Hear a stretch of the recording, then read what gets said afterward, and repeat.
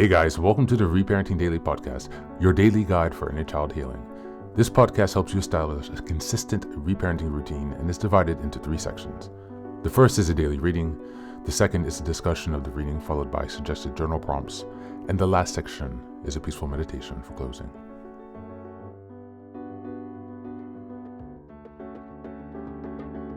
Good morning, good afternoon, and good evening from whenever and wherever you're joining us today.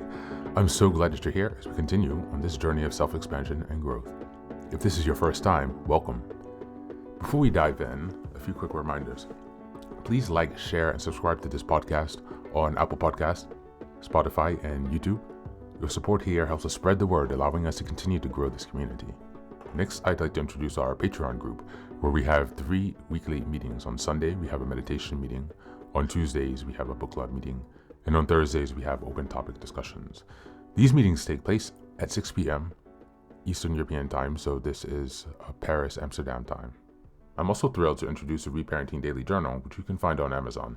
This journal follows the exact theme of the podcast, so each week and each monthly theme and sub-theme, it provides you space to keep your notes and plenty of extra resources for each topic we discuss.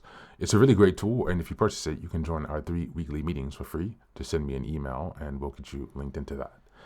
Next, I'd like to announce another creative project I've had, which is a 3-volume series entitled Fairy Tales for Reparenting. Now, you might think, yeah, we're a bit old, fairy tales are a bit fluffy, so why fairy tales exactly? In my own personal work and research and reading into the work of Carl Jung and Marie-Louise von Franz, and just a lot of other types of reading and spiritual readings that I've done, has kind of led me to this journal to rediscover the magic of fairy tales. So I've created this 3-volume series that progresses along the hero's journey from beginning to middle to end. All of the fairy tales there correspond to that point of your journey. At the end of each story, you will have journal reflections and also space to keep your notes for things that you've learned. While returning to fairy tales might seem childish, foolish, or immature, there's actually a lot of value buried there, not to mention the ability to connect with your inner child. These books are filled with fairy tales that you might know, and also some from around the world that might be new for you. So you can look forward to something exciting and a new way to connect with your inner child and to work on your inner child healing if you like. All of these books are available on Amazon, so go ahead and take a look to support this project. Your help here really means a lot. Reparenting is a journey of growth, iterative change, and continuous improvement. Much like nurturing the bonsai tree, it requires patience, care, consistency, and attention. Thanks for being here and for supporting this work, and also for committing on your journey of self-expansion. Now, without further ado, let's dive into today's practice. Today's reading is from Tony Robbins' blog. It's entitled, How to Fall in Love with Yourself. Just as a reminder, we're in June, and the theme is Cultivating Self-Worth and Self-Love. We're in week 3, which is June 15th until the 21st, and the theme is Practicing Self-Love. How to fall in love with yourself. One of Tony Robbins' core messages is, the quality of your life is the quality of your relationships, and that includes your relationship with yourself. Learning how to fall in love with yourself is essential to your own happiness, to your success in relationships, and to the way you interact with the world. Because of that law of attraction, what you put out in the world, you get back tenfold. When you fall in love with yourself, you'll naturally spread that love out into the world, improving the quality of your life and others. When you love yourself, you receive more love in return. When you exude confidence and joy, you'll attract others with the same zest for living. This improves the quality of your relationships, which improves your life. The cycle is clear, and it all starts with falling in love with yourself. But where does self-love come from? And how can you build it? What are the best ways to love yourself? Number 1, be kind to yourself. It seems simple, but it can be one of the hardest acts of self-love to master. We grew up in a society that's always telling us how to look, how to live, or even how to feel. If you're wondering how to fall in love with yourself, the first step is to give yourself permission to be human. You don't have to be a supermom, a fitness model, or a billionaire to be worthy of love. Number 2, challenge your self-talk. Beliefs have the power to create and the power to destroy, says Tony. The way you talk to yourself affects your mood and your behavior. and negative inner thoughts become self-fulfilling prophecies. It's okay to hold yourself to tight standards and to feel negative emotions occasionally, but don't get stuck in a cycle of negativity.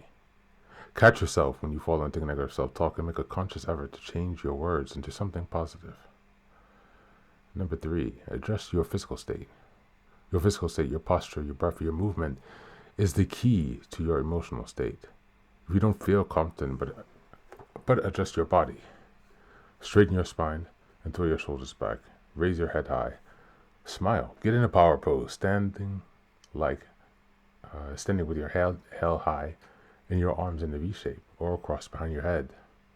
These actions and this positioning send signals to your brain that you're proud and confident. And when you feel this way, it's easy to fall in love with yourself. Number 4, meditation.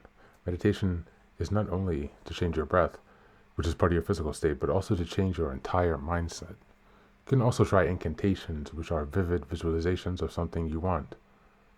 Repeating with enthusiasm and belief, I am worthy of love, said with a smile and a confident posture, can go a long way to manifesting love in your life.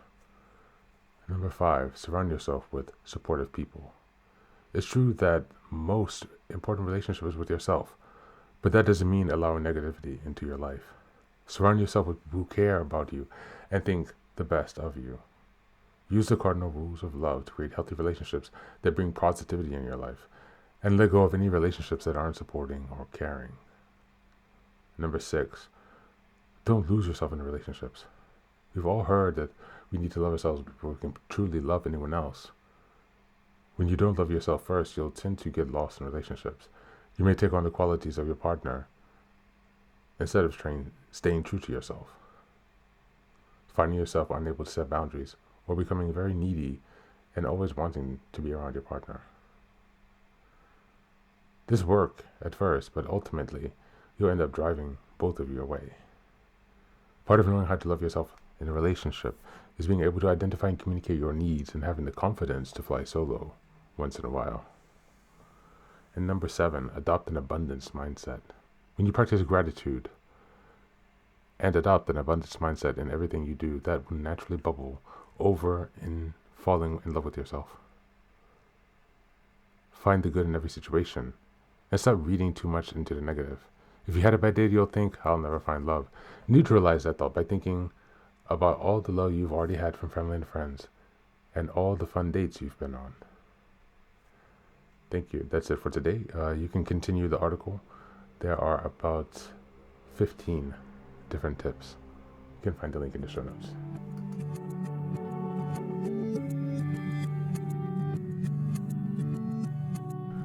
Welcome back. Today's reading offers a comprehensive action-based framework for falling in love with yourself, emphasizing that self-love is both a mindset and a practice. It draws from Tony Robbins' philosophy that the quality of your relationships, including the ones with ourselves, shapes our life's quality. Loving yourself isn't a destination, but an active relationship rooted in kindness, self-awareness, and boundary setting, and conscious self-care.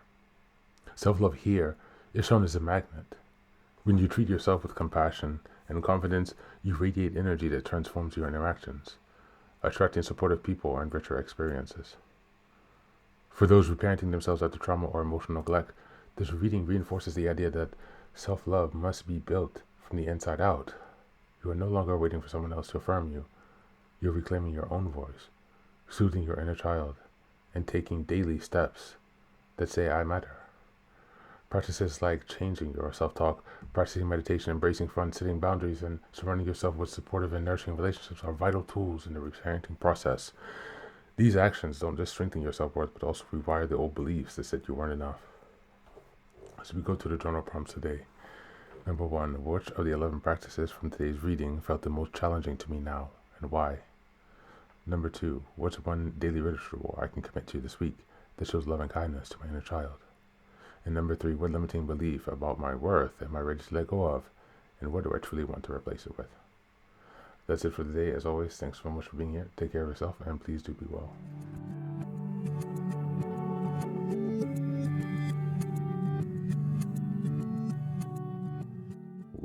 Welcome back.